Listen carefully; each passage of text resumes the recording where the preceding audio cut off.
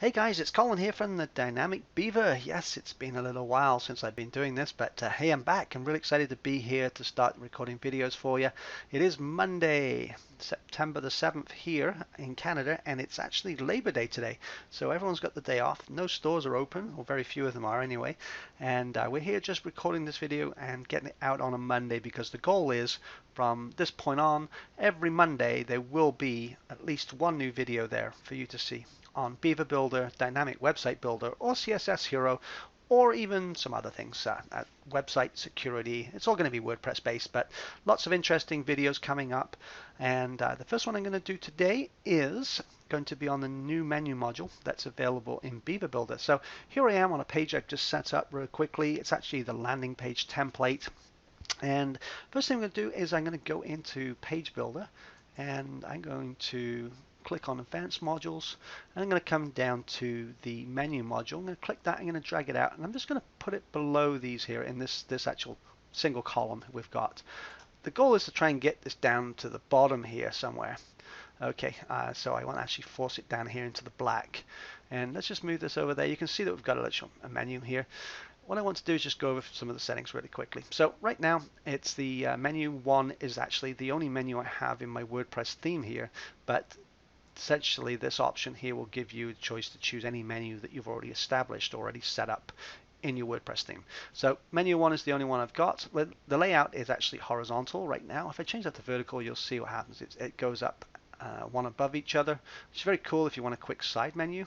Very, very good, especially if you put it into, a 3-column or a 5-column layout, and you have one over there, or even a 2-column layout for that matter. You can set this to 25% and then have 75% for a content area. So it comes in handy. Vertical, the accordion option will actually put in an accordion. As you can see there, it just kind of expanded for a second. When you actually activate this, when you hover over about, it will drop down the menu there for another option because it's a submenu. Okay, now right now I've got the accordion. If I go to the expanded, it's going to actually expand the menu item there. So there is another menu item here. You can't see it right now. We're going to fix that in a minute, but it expands them all and keeps them all expanded. Okay, so I'm going to put that back up to horizontal. It's going to go across there. Now the next tab I've got, oh sorry, the last one I've got here is the mobile style. So we've got the expanded one, which is what it looks like right now. Okay, and then we've got the hamburger icon. You won't see any changes until you save this, but essentially you'll get a little hamburger icon there that's got the 3 lines, and you click on that and it'll drop down the options for you. You've got the hamburger icon and a label. The label will be menu that you can actually click on there, so that's that one, and then the menu button. So that's just actually a button. You click on it and it says menu, and you'll be able to actually get the menu items below there. So I'm actually going to put that back to expanded. I'm going to go over to the style. This is where we get into the alignment. The menu alignment right now is default. It's defaulted to the left. If I put this to the right, it would come all the way over to this side, as you can see right there. And if I put it to center, it will go right in the center there, which is where I want it. Now I actually want this down here in the black area down here, so at the bottom. So we're going to have to play around with some paddings and margins to get it down there.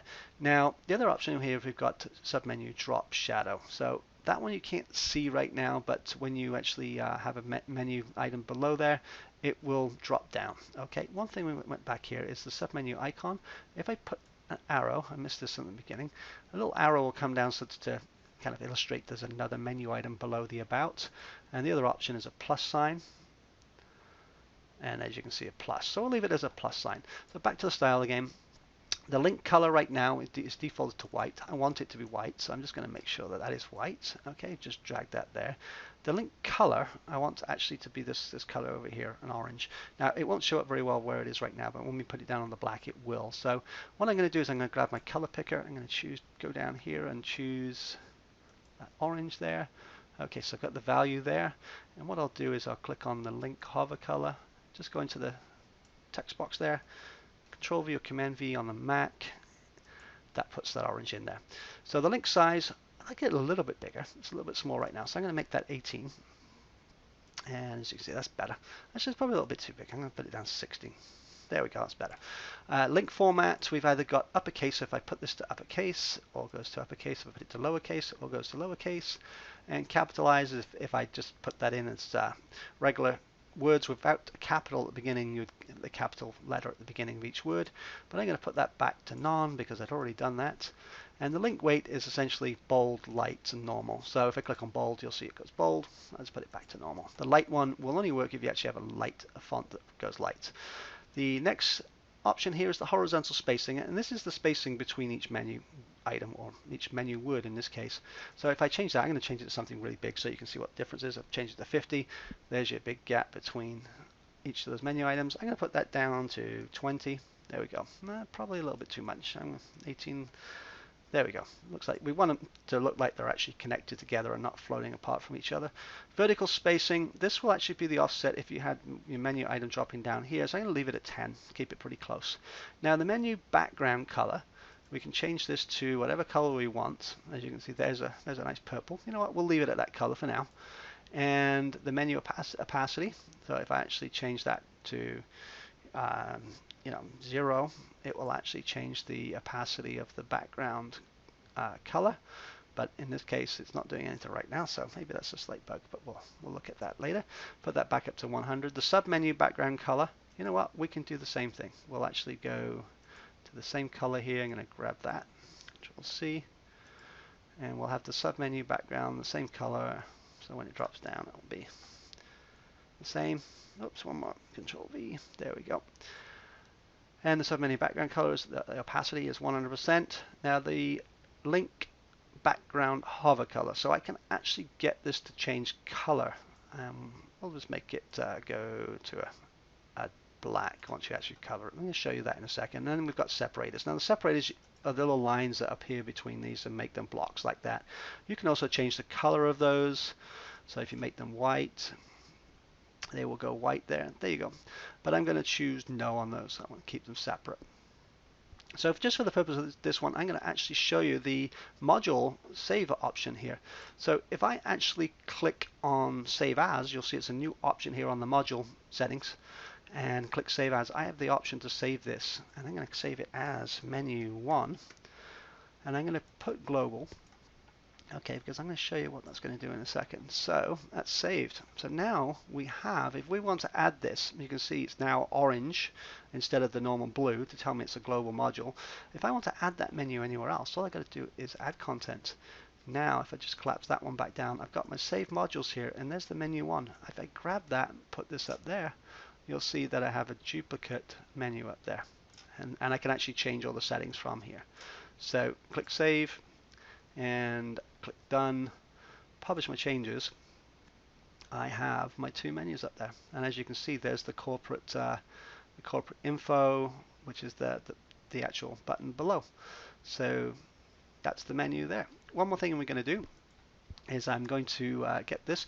If I actually created another page, let's just go and actually create another page. So let's go to my dashboard just to show you how this works, and we'll go to Pages. In fact, we'll just go to the sample page here. There's a sample page. I haven't done anything in this. Oh, there you go. There's a sample page. Now, if I click on Page Builder, it'll actually take all that text and put it into the Page Builder for us really nicely there, as you can see. Now, what I'm going to do is, if I go to my Save Modules and grab that menu and bring it out here, on another page, completely separate, I have exactly the same menu. As you can see, click on Save, click on Done, Publish Changes, and there's my menu. So once I've created one menu or one module I like, I can actually copy it all over the place. Now let's just go back one more step, okay? Because I want to show you this is really cool. We'll go back to the dashboard. We'll go back to our pages again. And I'm going to go back to my menu module page. We're going to finish that off in a minute, by the way, so don't think we haven't finished that yet. And what I'm going to do is I'm going to go to the row, and I've got the row options here. I'm going to click on the row. Okay. Now if I click on the row options, I got this now as a save option too. So if I save this as, I don't know, let's call it landing row. Okay.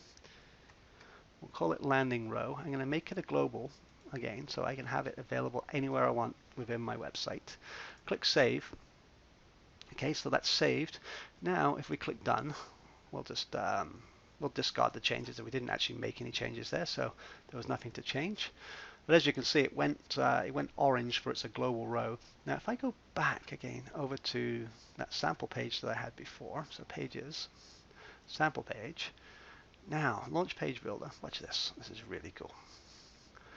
Really cool. So I want to add a new row. So what I'm going to do is I'm going to go to my save rows here. I'm going to grab the landing row and I'm going to put it out there like that.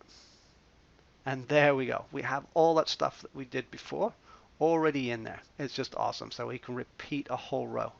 So you know what? We click on done, publish changes. Absolutely phenomenal. This can save you tons and tons and tons of work. So that is actually that page that I had there. That's a sample page, not the one I was working on before, but as you can see, it's all set up now. Anyway, let's get back to where we were. So I'm going to go back to the pages again, and I'm going to go to all pages, and we're going to go to our menu module page that we set up. Launch page builder. Just going to clean this one up. So what I'm going to do is actually I'm going to delete this one because I don't want that menu up there. Click on OK. Now this one here, I want to actually make this go down to the bottom here, and I also want to get rid of that purple. So let's go in here, take this over here so you can see. Now any change I make this will change to the global setting. So if I have this menu somewhere else, it will actually update it. We do have it somewhere else, so we'll see that effect in a second, okay? So what I'll do is, first of all, I'm going to go to Style. I'm going to change my background, get rid of them completely. I don't like them. There we go. And the hover color on the background, that's good. We'll leave it at black for now, and because that will separate it down the bottom there. Oh, we've got no separators. Now that's good. Now the only problem is I want to push this down to this area down here, but there's no way for me to do that except, you know what, I think, let's have a look. If I go to advanced here and I add some top margin, I don't know, let's say 180. Oh, look at that. It's pushed my page all the way down. That's probably too much, and it's still not got down to the black here. So that's not working. So you know what? I'm just going to get rid of that. And what I'm going to do is I'm going to click on Save. Now what I think the issue is that what's stopping this from going down to the bottom is some margin or padding. It's probably padding on the row here. So I'm going to go into the row settings. I'm going to go to Advanced. And there we go. What we've got there is the row setting is 260 pixel padding at the bottom. If I zero that out, it'll go to the default 20. There we go. But we've just lost all our page here. So I'm going to change that and add another 100 pixels to the top. Okay, there we go. I still don't want this as close to that. So I'm going to click on Save. This is a way to stretch your images down to cover the full viewport. Okay, so what I'm going to do is I'm going to go back in here now. Okay, and I'm going to go to the Advanced, and I'm going to add, I'm looking at that, probably about 120 actually, 120 pixels, and that is looking okay, but actually probably I'm going to add 140, and I'll tell you why, because I'm going to take 20 off the bottom there, and so I'm going to put 0 in there. There we go, look at that, perfect. And click Save. Now when we save this, I'm going to click on Done, Publish Changes. We now have our menu item at the bottom there. If we wanted to actually go down even further, we could actually just get rid of the 20 pixel bottom padding on the row. But one thing's wrong here. We've got a landing page that's got a header, and it's also got a footer. So what we'll do to get rid of that, another new feature of the Beaver Builder theme, is you can remove the headers and footers to get totally clean landing pages. So cool. Here we go. So we're going to edit the page this time because it's in the page settings. And you can see over here we've got default template. We're actually going to change that to no header and no footer. Click the update, and we're going to go and view the page one more time. And what will happen this time is now we'll have no header or footer. But as you can see, I need to push it down a little bit because it's not filling the viewport. So what I can do is actually, add a bit margin here if I want, or I can add some from the top. But we'll do a bit of both. So we'll go into the page builder, and I'll just show you how to quickly stretch that out so it covers the whole screen. What I'm going to do is on the row, I'm going to actually add a little bit more to the top on the row. So we've got top. I'm going to put in another. You know what? I'm going to go up to 320. Just taking a guess here. So nearly there. That's good. I don't want to stretch it too much up there. I want to keep that in the middle of the page. So this is what I want to keep in the middle of the page. So we're at 320. I want to stretch this down a little bit. So I'm going to click on there, and I'm going to go to Advanced. Right now I have top. You know what? If we take that to 180, I reckon we'll be really close to filling the viewport. Maybe a little. Yeah, 90. There we go.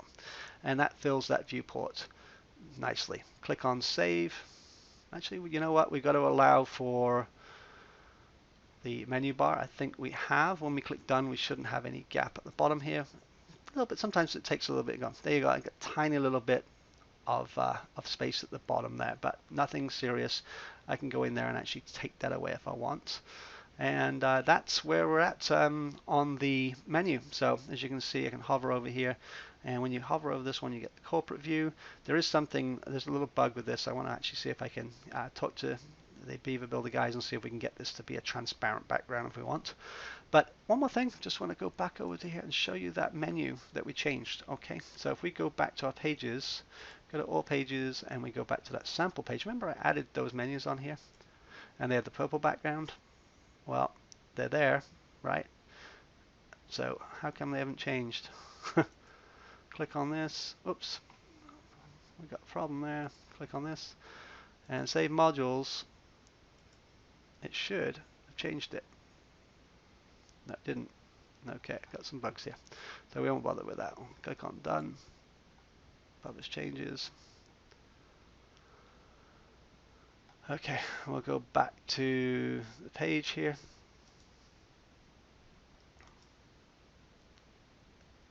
Menu module. View page. So that's the menu module and the global module settings that you can take, from one page to another throughout your site. It becomes very useful. That's it for this week. I hope you've enjoyed it. Look forward to seeing you all again next week. If you like this video, please like it and tell your friends. Thanks a lot for watching. Bye now.